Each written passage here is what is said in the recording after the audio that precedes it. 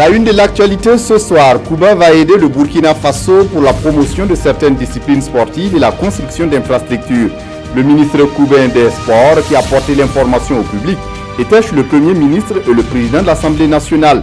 La boxe et l'athlétisme étaient au centre de ces échanges. Comment sera-t-il mis en œuvre? On en parle dans cette édition. Un Burkina connecté, digital et qui profite des avantages qu'offrent les nouvelles technologies de l'information et de la communication. Le ministère de l'économie numérique travaille à la concrétisation d'une telle entreprise. Mais le contexte actuel n'autorise pas l'espoir. Au Burkina Faso, on souffre très souvent le martyre avec des connexions Internet disponibles. Finalement, le e-Burkina se situe-t-il à un lointain horizon? La réponse à suivre dans ce journal. Des centaines de militants du monde entier donnent de la voix devant le siège des Nations Unies. Ils dénoncent la présence des dictateurs à la 72e Assemblée Générale de l'ONU. Ce sont là les titres du 20h. Mesdames, Messieurs, bonsoir. Ravi de vous retrouver. Mais d'abord, avant de développer ces titres, le gouvernement burkinabé envisage de construire des locaux pour les UFR de l'université Ouaga 2, mais aussi une cité universitaire. C'est une décision du Conseil des ministres de ce mercredi. Les ministres qui ont également décidé de l'adoption de mesures pour encadrer davantage l'utilisation des substances explosives à usage civil au Burkina. Le point complet du Conseil avec Jean-Eudes Bayala et Mounira Kéré. Environ 2006 milliards 41 millions de francs CFA au titre des ressources et 2429 milliards de francs CFA au titre des dépenses. Ce sont là les chiffres qui composent le budget de l'exercice 2018. L'avant-projet de loi de ce budget est adopté au cours de ce Conseil des ministres, présidé par le Premier ministre Paul Kaba-Thiéba. Comme la loi l'oblige, en même temps que nous déposons la loi de budget, il faut que nous déposons le projet de loi de règlement et de compte général de l'administration des finances au titre du budget gestion 2016, ce qui va être fait. Donc nous avons adopté ce projet de loi-là qui sera également déposé à l'Assemblée nationale. L'université Ouaga 2 sera bientôt dotée en bâtiment. Le Conseil a approuvé les résultats d'un appel d'offres international pour la construction d'une UFR et d'un restaurant universitaire. La cité, c'est 3 pavillons de 500 lits chacun. C'est également un restaurant universitaire de 800 places. C'est un foyer, un centre multimédia, des appartements, des parkings, etc. Et pour ce qui est de l'UFR, nous avons 2 blocs. Un bloc pédagogique de 14 salles de cours de 200 places pour chaque salle de cours, 4 laboratoires, une salle de conférence de 300 places et puis nous avons un bloc administratif de 12 bureaux. Plus question pour le gouvernement de Paul Kaba-Thiéba de laisser perdurer l'anarchie dans le domaine de l'orpaillage au Burkina. Un projet de loi portant fixation du régime des substances explosives à usage civil a été adopté. La loi vise donc à combler un certain nombre de lacunes et insuffisances au niveau du transport, du stockage, de l'utilisation des substances explosives là, d'encadrer leur fabrication, le transfert, le transit, la vente et l'achat, et également de prévoir des sanctions d'ordre administratif et d'ordre pénal pour tout ce qui serait manquement ou infraction à cette loi. 2 décrets ont également été adoptés au titre du ministère de la Justice. L'un portant composition, organisation et fonctionnement du secrétariat permanent de l'Observatoire national de prévention et de gestion des conflits communautaires au Burkina et l'autre portant attribution, organisation et fonctionnement du comité interministériel des droits humains et du droit international humanitaire. Dans l'actualité ce soir, Cuba va aider le Burkina Faso pour la promotion de certaines disciplines sportives et la construction d'infrastructures. C'est le ministre cubain des Sports qui a apporté l'information au public. C'est à l'issue d'une rencontre avec le Premier ministre Paul Kaba-Thiéba. Les détails avec Nongba Kouda et Abouakar Sagnon. Le ministre cubain des Sports est à la primature pour muscler davantage la coopération entre son pays et le Burkina Faso en matière de sport. L'île de Cuba a de l'expertise dans plusieurs disciplines sportives et compte partager son expertise avec le pays des hommes intègres. Ils ont parlé beaucoup de collaboration au niveau du sport. Ils vont essayer d'approfondir les relations entre Cuba et le Burkina dans ces domaines. Nous allons avoir donc des entraîneurs en athlétisme, donc 2 entraîneurs donc en athlétisme, donc en course et en saut, et aussi en boxe. Donc nous en avons besoin, donc nous sommes en train de préparer les futures échéances. Donc ça va être un très bon apport pour nos sportifs. En matière d'infrastructures sportives aussi, on a parlé donc des gymnases pour le pays. Paul Kabatieba et Antonio Bekali Garrido ont aussi parlé de la coopération en matière de santé. Le Premier ministre a présenté ses condoléances au peuple cubain après le passage de l'ouragan Irma qui a fait une dizaine de morts et des dégâts matériels considérables le 11 septembre dernier. Les disciplines que l'île de Cuba souhaite aider à promouvoir ici au Faso, c'est donc la boxe et l'athlétisme. Et avec le président de l'Assemblée nationale, le ministre cubain des Sports a donc évoqué largement la question. Le président de l'Assemblée nationale qui a reçu l'ambassadeur de France au Burkina également. Le point avec Souleymane Sanou et Aruna Maré. C'est une audience aux allures de compassion et de prise de contact entre Alassane Bala Sakandé et l'ambassadeur de France au Burkina. Les deux hommes ont parlé coopération parlementaire, mais aussi relations bilatérales entre la France et le Burkina. Dans le cadre de cette coopération, le président Emmanuel Macron est attendu en novembre prochain à Ouagadougou. Il a envie de présenter son discours sur sa vision de la relation que la France doit établir avec les pays africains. On a parlé de coopération parlementaire puisqu'il y avait donc un grand programme de modernisation du Parlement qui avait été lancé par le président Diallo, auquel la France a commencé à participer, donc notamment en matière d'aide au travail législatif, d'aide à la formation et à la création d'une télévision parlementaire et à la formation de journalistes de cette télévision parlementaire. Et puis nous avions déjà évoqué avec le président Diallo, même si ça n'avait pas commencé à déboucher, à faire un travail sur les archives. Dans la foulée, Alassane Bala Sakandé a aussi échangé avec le ministre cubain des Sports.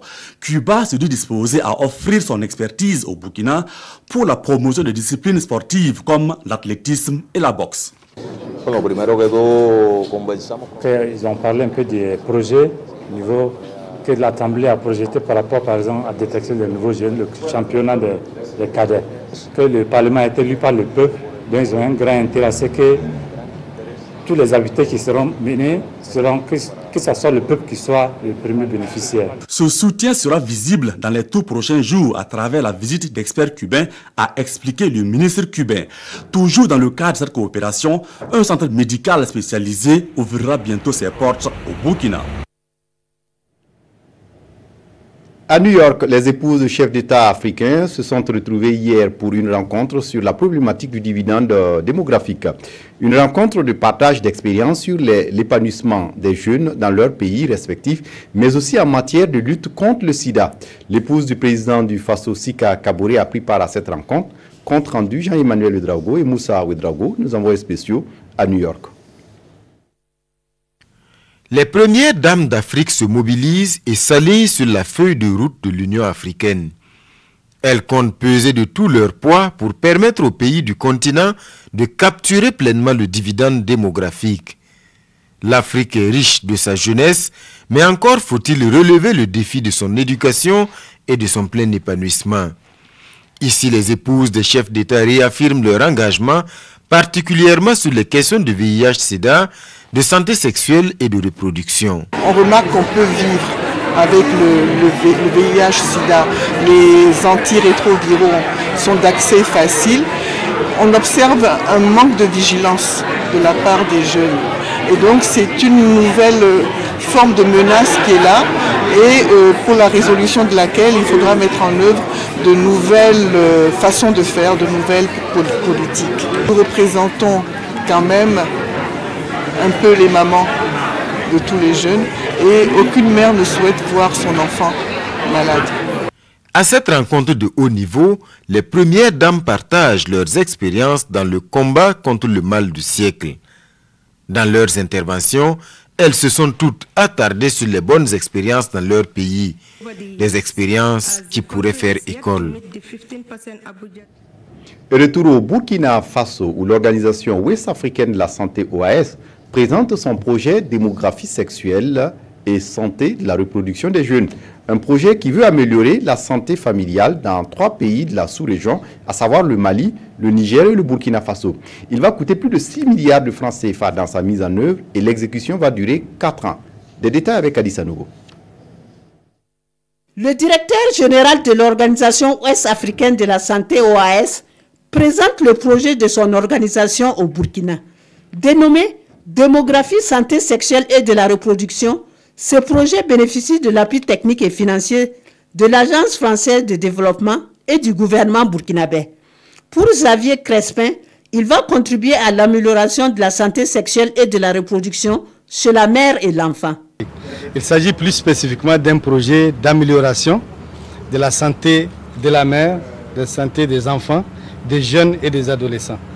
Il s'agit donc d'un projet qui va notamment travailler à travers les ministères de la Santé de nos différents États, avec d'autres acteurs, les acteurs de la société civile, mais également d'autres ministères qui sont impliqués dans les questions de démographie et des populations, sur donc le droit à la santé, sur les questions du numérique, l'implication du numérique dans la santé. Pour le ministre de la Santé, ce projet vient appuyer les efforts du Burkina dans le domaine sanitaire, en particulier dans le cadre de l'amélioration de la santé familiale. Ce projet fait partie de ce que nous appelons les projets structurants pour l'action publique ici en faveur de la santé. Le plan national de développement économique et social a inscrit dans le secteur de la santé comme effet attendu l'accélération de la transition démographique. Et ce projet vient soutenir cet axe avec des ressources, avec un appui technique et avec la génération de connaissances nouvelles et des innovations pour accélérer la transition démographique. Ce projet qui a débuté en avril 2017 et qui va durer 4 ans va coûter plus de 6 milliards de francs CFA. Il touche 3 pays de la sous-région, à savoir le Burkina Faso, le Mali et le Niger. Un autre projet qui a contribué à l'amélioration de la qualité de l'éducation au Burkina Faso, c'est celui de l'ONG Born Fontaine. Un projet qui a touché 2 provinces, notamment le Bazega et le Ziro. Et au nombre des acquis, le projet aura permis la mise en place de clubs de filles et de parlements scolaires, ce qui a contribué à l'amélioration de l'environnement scolaire. Cela également a eu pour bénéfice l'amélioration des rendements scolaires. Ismaël Diloma Silima, Siedilarienne. Le projet SIC de l'ONG Born Fontaine pour l'amélioration de la qualité de l'éducation est sur le point de prendre fin. Mais avant, les responsables de Born Fontaine ont rencontré les différents acteurs que sont les maires, les secrétaires généraux des mairies, les formateurs endogènes, de même que les enseignants des circonscriptions d'éducation de base de la province du Bazega. Le principal objectif de cette rencontre est le partage des acquis engrangés pendant les 3 années de mise en œuvre du projet. Dans les écoles, ils ont mis en place des clubs de filles et de parlements scolaires, ce qui a contribué énormément à améliorer l'environnement scolaire. Et l'environnement scolaire étant donc amélioré, vous voyez que le rendement des enfants va également être amélioré. Figure également au nombre des acquis des formations à l'endroit d'une 60aine d'encadreurs pédagogiques et de plus de 2000 enseignants. Born Fontaine a misé aussi sur l'implication communautaire. Et tant que cette communauté qui gravite autour de l'école ne vient pas à l'école travailler avec les enseignants et mobiliser quand même tous les acteurs et travailler en synergie, mettre en œuvre des activités qui vont concerner tous les acteurs du monde éducatif, alors nous pensons que, en tout cas en termes de qualité, on ne peut pas l'atteindre. À présent, l'ONG Born Fontaine pense à créer des cadres de concertation afin que les acquis du projet SIC puissent être pérennisés et étendus au-delà du Bazega et du Ziro. Et puis les agents comptables de l'État se mettent à niveau sur la nouvelle réglementation des marchés publics au Burkina. Ils viennent d'achever leur rencontre annuelle destinée à réfléchir sur l'amélioration de la gouvernance économique et financière dans les établissements publics de l'État. Jean Zongo, Nathalie Sawadgo. Une bonne tenue de la comptabilité, une bonne réduction des comptes publics et surtout travailler à mettre en œuvre la réduction des numéraires dans les transactions de l'État. Ce sont entre autres les recommandations phares issues de cette 18e conférence annuelle des agents comptables des établissements publics de l'État. On retiendra que nous avons armé, outillé les agents comptables pour mieux affronter la nouvelle réglementation d'abord des marchés publics, pour mieux être à l'aise également avec la mise en œuvre des réformes des finances publiques, notamment les questions de budget programme. Je pense que nous avons également partagé les expériences sur les bonnes pratiques au niveau des agents comptables. Une rencontre de 48 heures de partage et d'échange jugée satisfaisante par les participants.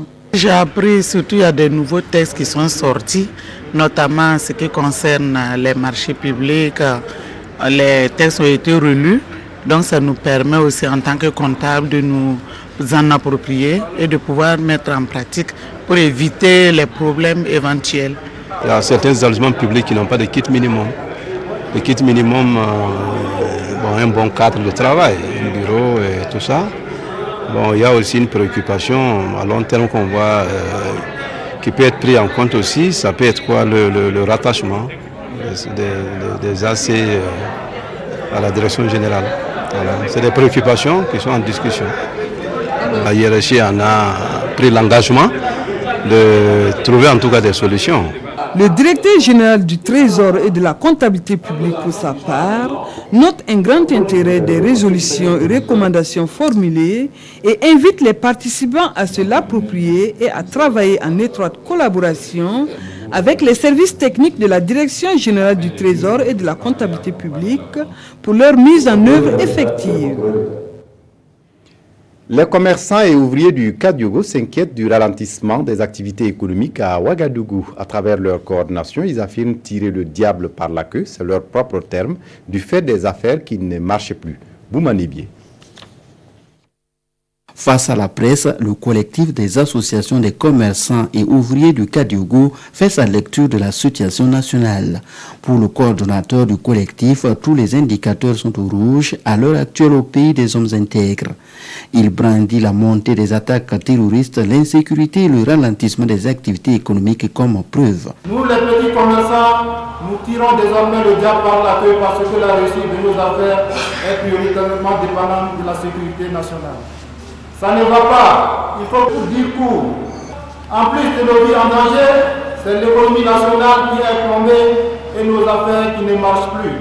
Nous demandons donc au gouvernement de prendre ses responsabilités et des décisions fortes et courageuses pour que les populations puissent vivre dans la paix et la sérénité.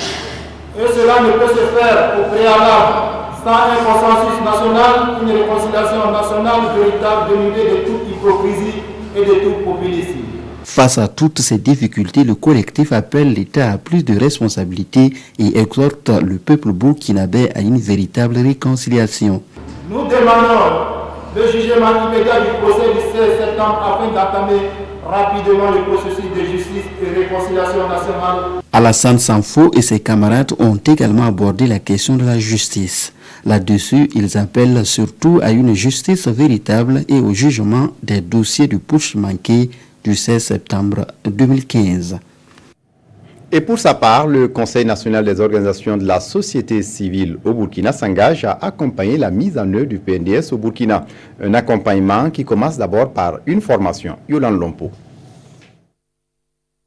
Qu'elles soient au niveau local ou national, les organisations de la société civile se sont engagées à accompagner la mise en œuvre du PNDS afin de jouer au mieux leur rôle d'interpellation, de suivi, évaluation et de contrôle citoyen. Avec l'aide du secrétariat permanent du PNDS, elles se sont appropriées le contenu de ce référentiel du développement. On parle beaucoup aujourd'hui du PNDS comme pouvant être une sorte de panacée pour sortir les Burkinabés de la pauvreté. Les actes concrets doivent être beaucoup plus visibles que le discours. La communication de masse pour une meilleure connaissance du PNDS, oui, mais dans un langage facile en termes de projets concrets à apporter aux populations. Et en ce moment-là aussi, les organisations de la société civile vont prendre le relais d'information et de sensibilisation pour permettre à tous les citoyens de se sentir partie prenante dans la mise en œuvre de ce PNDS-là. Et que ce ne soit pas un CCLP ou une SCAD bis où on fait beaucoup de discours et à la fin il n'y a pas de changement fondamental. Nantis de connaissances, à chaque fois que le besoin se fera sentir, elles auront à y mettre leur avis, question de contribuer à l'amélioration de sa mise en œuvre. Je vous le disais en titre, un Burkina Faso connecté, digital et qui profite des avantages qu'offrent les nouvelles technologies de l'information et de la communication. Le ministère de l'économie numérique travaille à la concrétisation d'une telle ambition. Mais le contexte actuel n'autorise pas l'espoir quand on sait qu'au Burkina Faso, on souffre très souvent le martyre avec les connexions hypothétiques. Difficile d'avoir une bonne connexion à moindre coût dans le pays. Zalissa Sanfo. Digitaliser le Burkina Faso pour mieux profiter des avantages qu'offrent les nouvelles technologies de l'information et de la communication. Une ambition du ministère du Développement de l'économie numérique et des postes. Ici, c'est un vaste programme d'échange et de partage qui est lancé pour identifier les meilleures approches en vue de l'atteinte de cette ambition. Dans le domaine du numérique, on ne réinvente pas la roue, il s'agit plus du partage des meilleures pratiques et c'est ce que nous allons faire. Les enseignements qui seront tirés donc, de ces conférences seront mis en œuvre. Digitalisation du Burkina Faso dans un contexte où l'accès à Internet de qualité à moindre coût demeure un problème. La ministre rassure les plus sceptiques. Ce n'est plus qu'une question de temps. Nous sommes là pour relever ces défis et nous avons d'importants projets de construction massive d'infrastructures qui sont en cours et d'ici la fin de l'année, en principe, les Burkinabés vont sentir une amélioration. C'est pour dire que la digitalisation est réellement en marche dans notre pays et c'est à notre portée. Le programme lancé ici est dénommé COFAN, Conférence au Faso pour le numérique. Il va durer 1 mois. Un mois pendant lequel experts et techniciens vont discuter autour de la même table pour trouver le chemin à emprunter pour booster le numérique au Faso. En sport, les phases finales du championnat national de volleyball ont débuté hier à Ouagadougou. Les premiers matchs joués ont vu les victoires de l'AS Douane et de l'AS Sonabel en dames, de l'EFO et de l'USFA en hommes. Dabakini. L'AS Douane avec sa victoire sur l'USFA, 3-7-0, 25-4-25-10 et 25-12, prend une option sérieuse pour la qualification pour la finale. Il en est de même pour l'AS Sonabel qui a défait l'ASE, l'association sportive de l'Espoir, 3-7-0, 25-7, 25-12 et 25-20. Chez les hommes, que de surprises. Les Sonapost, leader du championnat de la Ligue du Centre, est tombé devant l'étoile filante de Ouagadougou. Les stylistes, très enthousiastes dans le jeu, se sont imposés par 3-7-0, 25-20, 25-14 et 25-9. Rêve à moitié brisé également pour l'AS Douane, l'une des meilleures formations de la place battue 3-7-0 par l'USFA, l'équipe militaire. 25-19, 27-25 et 25-21. Les éliminatoires se poursuivent ce mercredi sur le plateau de la Fédération à l'Institut des sciences du sport et du développement humain avec en dames Usfran Bobo AS Sonabel, AS Phoenix Waiguia contre AS Douane. En homme, l'USCO de Banfora rencontre l'AS Douane à 15h et à 17h, l'AS Police joue contre l'AS Sonapost. Les finales sont prévues pour ce vendredi 22 septembre au Palais des Sports de Ouaga 2000. Des centaines de militants du monde entier donnent la voix devant le siège des Nations Unies à New York. Ils dénoncent la présence des dictateurs à la 72e Assemblée générale de l'ONU. Devant le siège des Nations Unies à New York, des citoyens et militants du monde entier tentent de faire entendre leur voix en marge des discours officiels. Ici, une manifestation pour la démocratie en Afrique. Les participants dénoncent la présence à l'Assemblée générale de ceux qu'ils appellent des dictateurs.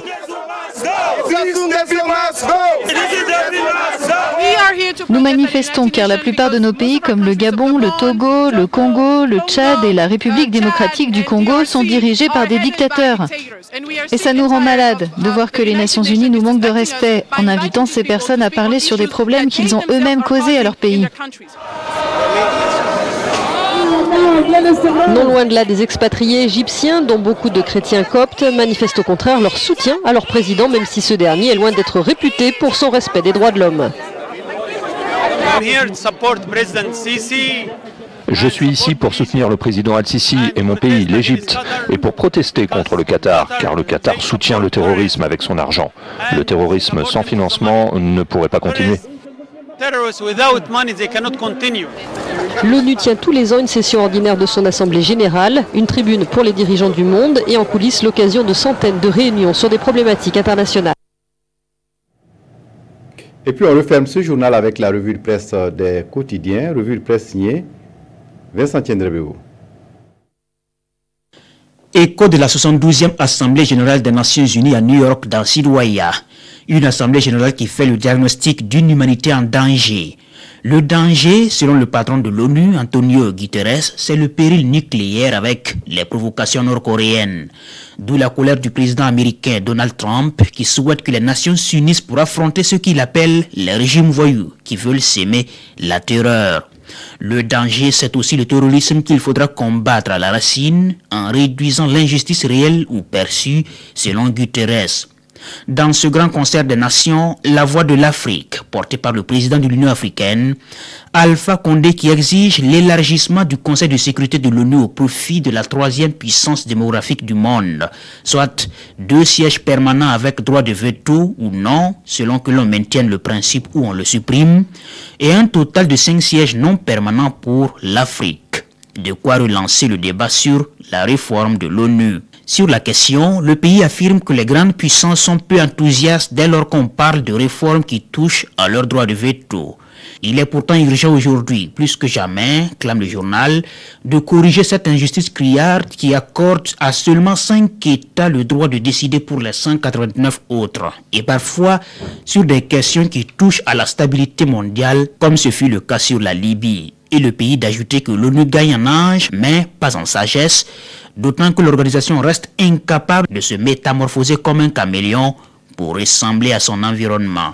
Vers un référendum conflictogène au Togo, peut-on lire dans Aujourd'hui au Faso. Après un échec au Parlement pour faire adopter son projet de réforme, le pouvoir en place en appelle à l'arbitrage du peuple.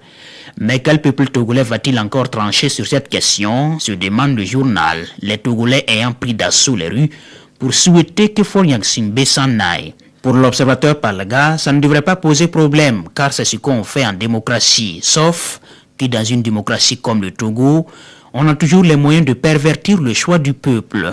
Et au regard de la situation, cette voie référendaire est une voie incendiaire et même suicidaire pour le régime togolais. Et avant de prendre congé de vous, la redevabilité au cœur de la bonne gouvernance, Luc Marius Ibriga au rendez-vous de dialogue citoyen ce mercredi sur la RTV. Le contrôleur général d'État sera face aux citoyens dans le cadre du présimètre. De quoi sera-t-il question? Simon Gongo, l'animateur du débat, est en ligne depuis le studio de production. Simon, bonsoir. Un nouveau format et une nouvelle interactivité pour plus de dynamisme. Et quels sont les sujets abordés? Contrôleur général d'État, et pour organiser les débats, il sera question du mécanisme de contrôle de son institution. Il sera également question de la prévention et surtout de la chaîne pénale et judiciaire. Et si vous voulez participer au débat, il vous suffit tout simplement de nous appeler au 25 40 79 03. Nous vous rappelons immédiatement après pour vous permettre de passer en direct.